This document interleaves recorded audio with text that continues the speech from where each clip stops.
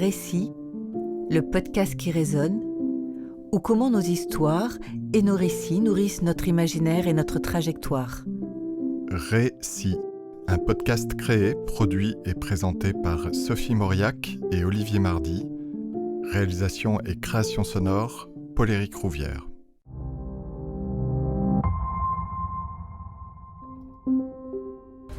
Hello.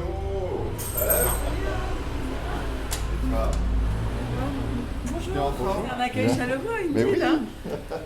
Ça me fait bizarre de me dire que tout ce que je peux dire pourra être retenu contre moi. Le truc qui m'a le plus bouleversée, c'est de me donner le temps à travers les journées. En fait, c'est 15 ou 16 journées entières. Et ça a été de me donner le temps de refaire mes humanités. Eh bien, ce matin, nous recevons Caroline de Barneville, dirigeante dans la santé. Bonjour Caroline. Bonjour Olivier. Comment allez-vous ce matin ? Très bien, je suis ravie d'être là. Alors, dites-moi Caroline, quels sont les récits, les imaginaires, les histoires qui ont nourri votre vie ? Alors, quand j'ai réfléchi à cette question que vous me posez ce matin, la première chose qui m'est apparue, c'est un petit lutin. J'ai grandi aux Pays-Bas et le premier livre dont je me souvienne, c'est un ami de mes parents qui me l'a offert et c'était un livre sur tout l'univers féerique qui peuplait les Pays-Bas. Donc un univers peuplé de petits lutins avec des bonnets rouges et des cheveux blancs et des barbes blanches et des petites dames avec les mêmes cheveux blancs mais sans barbe blanche, fortement poitrinées. Il y avait déjà un petit angle sexuel dès l'époque et des gnomes. Le gnome est l'ennemi du lutin qui pourchasse le lutin pour s'en nourrir. C'était terrible déjà et cruel à l'époque. Mais je me souviens très bien de tout cet univers et j'imaginais, je regardais les plaintes des portes quand j'allais dans les vieilles maisons ou dans des maisons anciennes, je me demandais où ils étaient cachés. Et puis, je suis partie en vacances en Bretagne, une petite fille, puisque ma famille vient de là. Et j'ai trouvé le relais avec l'univers des Korrigans, des fées, du roi Arthur, toute la mythologie. Et étonnamment, comme j'étais très intéressée par ça, mes parents ont nourri cet imaginaire en m'achetant tous les contes et légendes qui, je ne sais pas si ça existe encore tel quel aujourd'hui, mais à l'époque, c'était des livres magnifiques, blancs, reliés avec des traits dorés. Et ça racontait les contes et légendes de tous les pays du monde. Et donc, en partant du lutin, j'ai été petite, très intéressée par tout ce qu'il y avait derrière le rationnel. Tout ce qui est soit les dieux fondateurs d'une société avec la mythologie grecque puis la mythologie romaine. J'ai un peu zappé sur ce qui était indien. C'était un peu trop bizarre pour moi. Pour le coup, j'y arrivais pas. Je suivais pas. Mais tout ça, je me suis demandé longtemps si c'était réel ou pas. Donc ça a nourri votre imaginaire dès le début, dès l'enfance. Ouais. Et j'entends un côté irrationnel, un côté un peu fantastique, féerique. Bah oui, et ça a des vertus très positives parce que je crois que rien n'était impossible pour moi, puisque quelque part, imagine, ces êtres existent, même s'ils sont dans notre imagination, bah, ils ont quand même une existence. Mais en même temps, c'était très flippant. Parce que résultat, la nuit, j'étais un peu seule quand tout le monde dormait, avec tous ces êtres qui vivaient leur vie et qui s'agitaient. Donc j'étais partagée entre curiosité de lire plus, de comprendre, de découvrir, d'imaginer comment on accédait à ce monde. Et des années plus tard, Harry Potter, ça a été pour moi un choc extraordinaire, parce que c'était la révélation que tout ce que j'avais lu enfant existait dans ce monde parallèle. Soit on était moldu, soit on était sorcier. Malheureusement, j'étais moldu, c'était foutu pour moi. Mais il y avait cette confirmation par écrit, et pendant, je me souviens plus, il y a quoi, 8, 10 tomes, un nombre de tomes incalculable pendant lesquels on pouvait suivre cette histoire.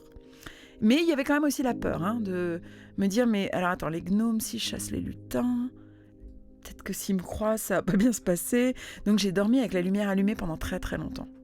Et comment ça a évolué alors lors de votre adolescence et dans les jeunes années de votre vie d'adulte ? Comment ça a influencé votre vie, cette part d'imaginaire et ces livres, ces histoires que... Alors ce qui est assez drôle, c'est que ça a pris ça a pris 2 angles un peu différents. Un premier qui est mon goût pour tout ce qui est... tout ce que... Je ne savais pas que ça s'appelait comme ça à l'époque, mais la science-fiction et tous les écrivains qui ont écrit sur les dystopies. Donc moi, quand j'ai lu Barjavel, ça a été une révélation pour moi. Et j'ai commencé à demander à mes parents comment ça allait se passer la fin du monde, qu'est-ce qu'il fallait faire pour s'en prémunir, est-ce qu'on était préparés est-ce que j'ai imaginé très vite ce que pouvait être le totalitarisme et j'en ai eu peur très vite. Et je pense je pense à Fahrenheit 451, 1984, même Dune. Mais ça, croisé de Barjavel, de Ravage, ça m'a... Je crois que ça m'a donné un goût pour la liberté ou une conscience que la liberté, c'est la chose la plus... Enfin, c'est comme respirer, c'est... Ne pas pouvoir vivre libre, c'est terrible. Et je crois que toute petite, j'ai demandé à mes parents, mais comment je fais pour pouvoir décider ? Comment je fais pour pouvoir choisir ? Comment je fais pour pouvoir ne pas dépendre des autres, faire mes propres choix ? Et est venu se greffer à ça le fait que j'ai eu la chance de partir aux États-Unis, rendre visite à un oncle qui vivait là-bas, qui avait étudié et qui vivait là-bas. Et je suis arrivée à 13 ans à New York. Et ça a complètement transformé pour moi la vision de ce que je voulais que mon avenir soit. J'ai le souvenir de marcher petite, la tête en regardant, la tête levée, en regardant ces immeubles, mais aussi en regardant tout ce qui se passait de vie sociale et de ces gens qui vivaient hyper librement. Bon, il avait 25 ans, mon oncle, donc il avait une vie sociale hyper intense. Mais en France, on n'allait pas au resto.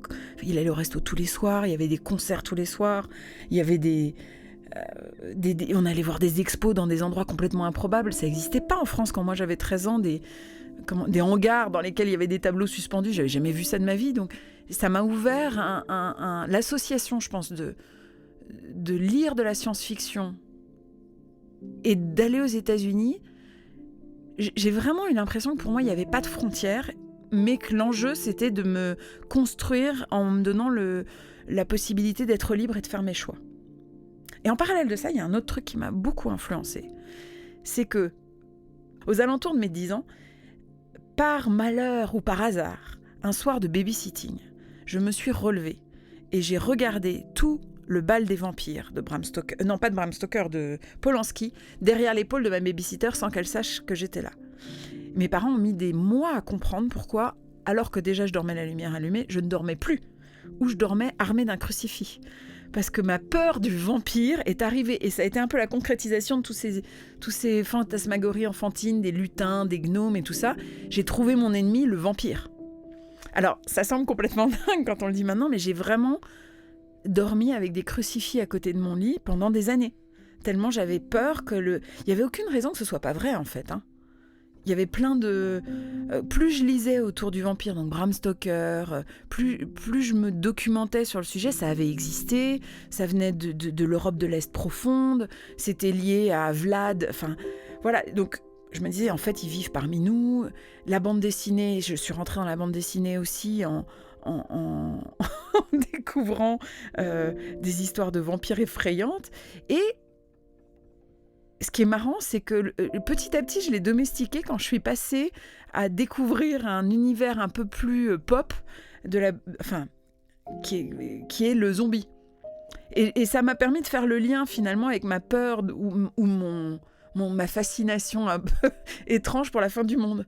Et donc j'ai arrêté d'avoir peur du zombie qui venait vous croquer la nuit pour me dire, ok, en fait, il faut se préparer à cette espèce de moment où les zombies vont naître parmi nous du fait de quelque chose que l'homme aura fait. Bon, j'ai mis probablement 30 ans à comprendre, enfin ça m'est arrivé il n'y a pas très longtemps, à voir tout ce qu'il y avait comme lecture sociale et lecture critique derrière le phénomène du zombie qui est issu de la pollution, des abus de l'homme en recherche génétique, etc., etc. Mais à l'époque, c'était marrant quand même, comment toutes ces étapes se sont faites. Et comment vous êtes arrivée, alors Caroline, à travailler dans la santé ? Ah oui, ça c'est... Puisqu'on parle de zombies. Oh, ouais, c'est clair. Alors, avant la santé, il y a eu la beauté. Donc c'est un chemin.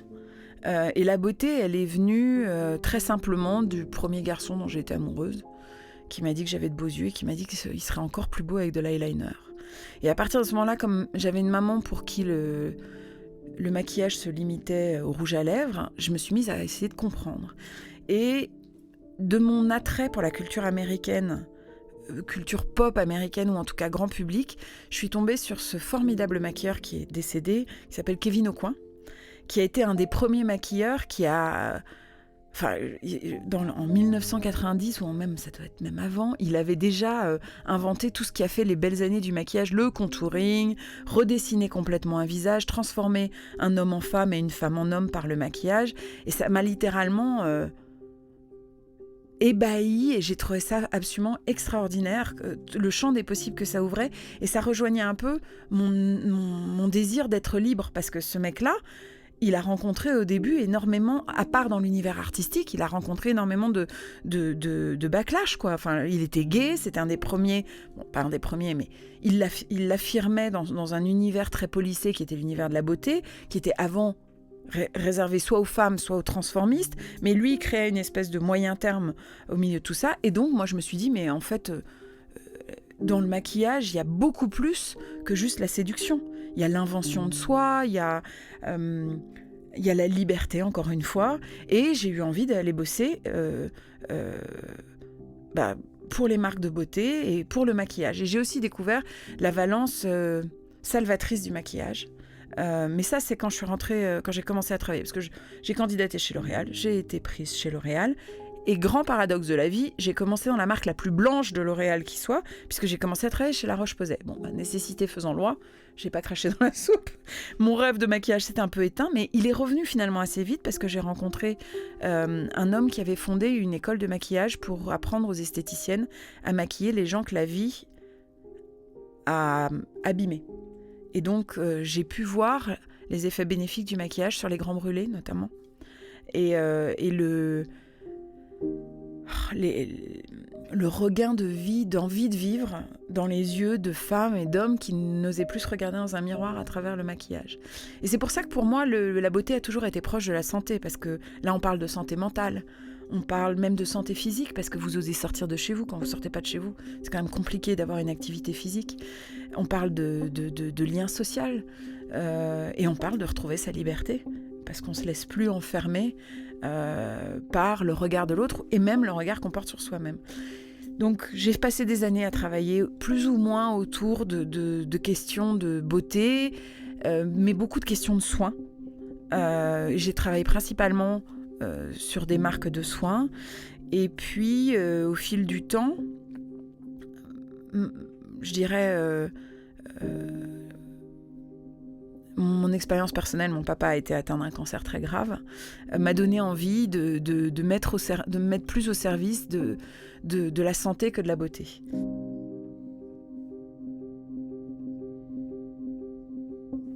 Et comment alors cette attirance pour ce côté pop de la culture américaine, cette science-fiction, cette attirance vers des paysages imaginaires complètement ludiques, a nourri votre parcours, soit chez L'Oréal, soit ailleurs, chez Pierre Fabre et puis chez Bannière c'est aujourd'hui. une bonne question. C'est vrai que ce voyage, il y a très très longtemps aux États-Unis, il m'a fait découvrir une passion pour la presse. Bon, en Europe, la presse a été un peu décevante, à part la presse féminine, où il y avait, on ne se souvient plus aujourd'hui, mais il y a 20 ans, il y avait un magazine féminin qui s'appelait Glamour, qui était transgressif avant l'heure. Enfin, pour moi, qui m'a permis d'imaginer une féminité très riche. C'est-à-dire que c'était pas ni elle ni Marie-Claire, on n'était pas dans les domaines traditionnels de la féminité, on allait dans l'art, dans les rencontres, dans des... Il y avait des ponts qui étaient faits entre énormément de domaines. Et j'ai aussi eu accès, où je me suis très vite... la boutique qui s'appelait, elle a changé de nom, W.H. Smith à Paris, c'est devenu mon repère parce que j'achetais plein de magazines américains, anglais, américains, où il y avait cette fluidité, cette absence de frontières entre l'art et la beauté, entre... la fête, les expressions corporelles et la beauté. Et j'adorais le mix de tous ces univers. Et en parallèle, j'ai été passionnée de BD. D'abord avec un héritage de BD hyper franco-français que je ne renie pas du tout parce que mon humour vient de là. Les Gaston Lagaffe ont fondé mon humour et l'absurde. Mais j'ai découvert aussi les comics américains. Et puis une BD aussi beaucoup plus qui s'inscrivait dans ce futurisme. En France, on peut penser Enki Bilal, enfin il y en a d'autres. Voilà, les noms ne viennent pas plus que ça, mais le mix de tout ça a fait que je pense que dans mon boulot, moi j'ai toujours eu envie de deux choses. Imaginer, et si c'était possible, et si on se mettait pas de frontières, qu'est-ce qu'on ferait? Et l'autre chose, c'est de me dire, j'ai envie de réfléchir à l'évolution du monde et à l'évolution des gens autour de moi, comment leurs comportements vont changer avec ce que le monde leur fait vivre aujourd'hui. Et en pensant à ça, je crois que j'ai toujours essayé de me projeter dans l'après-demain. Alors, dans mon boulot, moi, avec mes équipes, on parle de now, new et next. Et j'ai toujours été attirée par définir le next pour essayer de construire un meilleur now.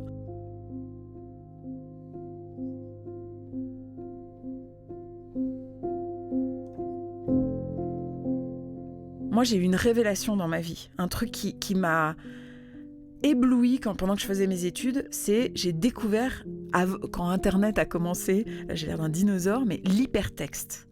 Alors, plus personne ne parle de l'hypertexte aujourd'hui, mais l'hypertexte, c'était la concrétisation de mon mode de pensée. C'est-à-dire qu'on était dans un texte, dans un récit particulier, mais on pouvait appuyer sur un mot du récit qui était souligné et ça nous envoyait dans un autre récit. Et si vous me demandez comment tout cet imaginaire a nourri mon boulot, moi, dans mon boulot, je travaille comme ça, en mode hypertexte en permanence. Je veux aller voir ce qu'il y a de non-dit, mais ce qui est comme souligné dans l'hypertexte de l'époque, c'est qu'aujourd'hui, c'est normal pour tout le monde de cliquer sur un lien. Dans un texte, hop, il y a un truc en gras, on clique dessus. Mais quand j'ai commencé à bosser, ça n'existait pas. Et c'était nos recherches, c'était notre culture qui nourrissait ça. Donc moi, je me suis toujours orientée vers les gens qui avaient ce coq à l'âne. Elle est bizarre, l'expression française, mais c'est ça, qui était capable de sauter du coq à l'âne. Et je trouve qu'aujourd'hui, c'est une des choses que j'adore. On conspule, et à juste titre, notre culture qui est complètement bouleversée par les réseaux sociaux, mais elle a ceci de génial qu'elle permet de mettre en musique énormément d'écosystèmes. Et notamment... ce que je trouve dommage, c'est que c'est difficile, ou ce que je trouve difficile, c'est de s'arrêter et de regarder ce qui se passe. Moi, Instagram me nourrit beaucoup aujourd'hui. Et justement, à cause de ce principe d'hypertexte. C'est-à-dire que je lis un truc et on parle de quelqu'un. Je clique sur le quelqu'un, je vais voir qui c'est. Oh là là, je veux pas entendre parler de cette personne. Non. Je peux pas adhérer à ses idées, ses valeurs. Mais ça permet d'aller chercher derrière. La compréhension... De ce qu'il y a derrière l'information qu'on vous livre, elle est quand même beaucoup plus facile aujourd'hui qu'elle ne l'était avant. Et alors comment la petite Caroline, qui avait cette tentation d'aller voir des récits un peu fantastiques, un peu féeriques, a pu rester créative dans le monde très dur, très fermé de l'industrie, soit de l'industrie de la cosmétique et de la beauté en général, où vous avez pris des postes d'excellence, et aujourd'hui dans la santé. Comment vous arrivez à pouvoir aider ou vous mettre au service de cette industrie pour la modifier, la changer, lui apporter une prospective, on va dire? Je crois que la première chose, c'est d'écouter. C'est que ça m'a donné l'envie d'écouter. Et en écoutant les gens, on se rend compte qu'ils ferment même toutes ces portes. Parce qu'ils vous livrent dans le processus créatif, dans le processus d'innovation, dans le processus de décision qui accompagne ça. Les gens vous livrent ce qu'ils pensent qui va se satisfaire, ce qu'ils pensent qui va être validé. Et en écoutant bien, on se rend compte qu'il y a un « mais » à la fin de la phrase, où il y a un « et si ». Et donc, en posant des questions autour de ça, et en les aidant à ouvrir les portes les unes après les autres, on remet l'imaginaire, on remet le possible, on remet juste ce qui est caché là derrière la porte, on peut le ramener dans la cour de jeu où tout le monde peut en profiter. Donc ça c'est, je dirais, c'est plus une attitude managériale et relationnelle en entreprise. La deuxième chose, et elle est plus triste, mais il faut se donner les moyens pour obtenir ce qu'on veut, c'est que je me suis rendu compte que je ne pouvais pas être crédible et en tant que manager et décideuse et gestionnaire d'un business et en tant que prospectiviste. Donc, il fallait que je fasse un choix d'être soit celle qui l'organisait, qui l'amenait dans l'entreprise, qui ouvrait les portes justement, soit celle qui racontait l'histoire du futur. Et j'ai fait un peu ce choix parce que je me suis rendu compte que j'étais douée pour faire ça, de ne pas raconter, alors que j'adore. Je garde cette chose-là pour mes équipes proches quand on travaille en petites équipes. Mais je me rends compte que j'ouvre beaucoup plus de possibles quand je suis celle qui ouvre des portes.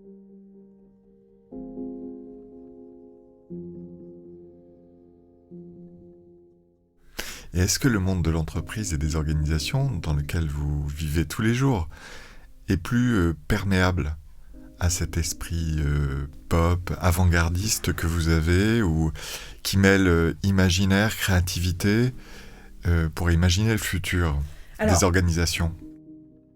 Alors moi, je fais une expérience nouvelle pour moi dans l'emploi que j'occupe aujourd'hui, puisque j'ai rejoint une société allemande, mais qui est très internationale dans ses équipes, et pas que européenne. Et j'ai travaillé toute ma vie pour des groupes français au préalable.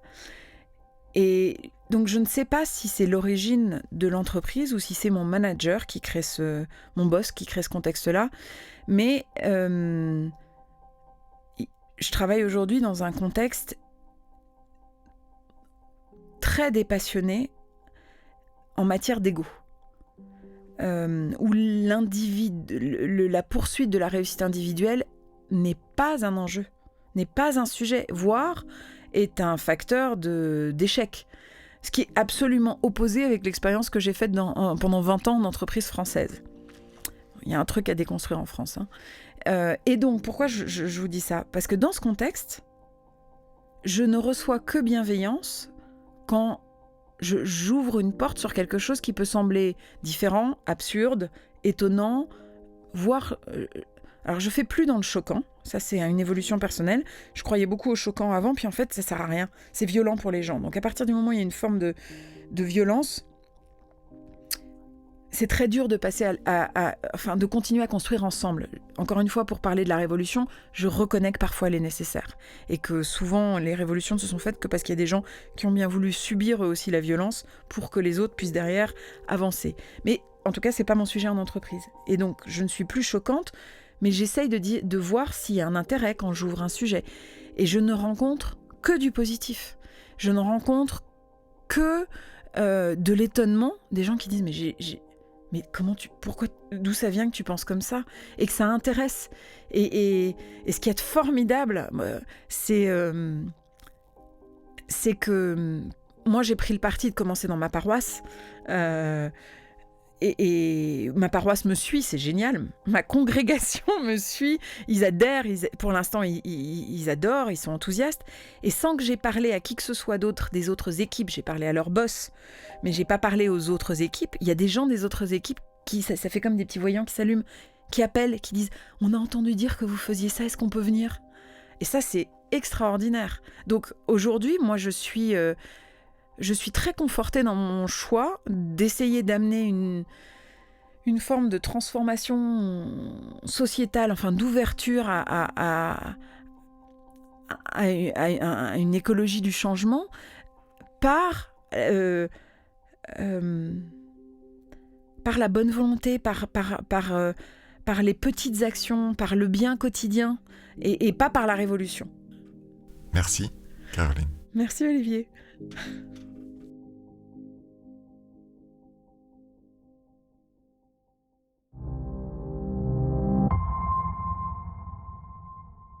Laetitia Masson, vous venez d'écouter Caroline de Barneville. Comment ces mots résonnent pour vous ? Ça me fascine parce que je me rends compte à quel point chacun vit dans un monde à la fois où il peut y avoir des choses communes, mais tellement différents. Je rejoins cette idée qu'il y a dans l'imaginaire ou dans la mythologie ou dans les récits. Justement, mon fils m'a parlé d'un livre qui raconte justement que tous les récits partent des figures mythologiques de la Grèce, etc. Tous les récits actuels, faits par Hollywood et donc par nous, puisqu'on est... C'est drôle parce qu'il y a plein de points de rencontre, justement, et plein de points d'interprétation différents. Moi aussi, j'ai vu quand j'étais enfant le film de Polanski, Le bal des vampires. Mais comme je l'ai vu amené par des parents très très cinéphiles, et donc dans un contexte tout à fait différent, je n'y ai vu que la façon dont Polanski s'attaquait à cette imagerie et la détournait, puisque le vampire est homosexuel, etc. Donc ça m'a toujours plu parce que ça me faisait rire. En fait, je trouvais ça tellement subversif et tellement original. Je n'ai jamais eu peur, enfin, j'ai jamais pris au sérieux. Donc ça, c'est drôle. Et elle dit aussi qu'elle a été à New York à 13 ans et que ça a été la révélation parce qu'elle a vu comment les gens vivaient, etc. Moi, j'ai découvert New York très tard dans la vraie vie.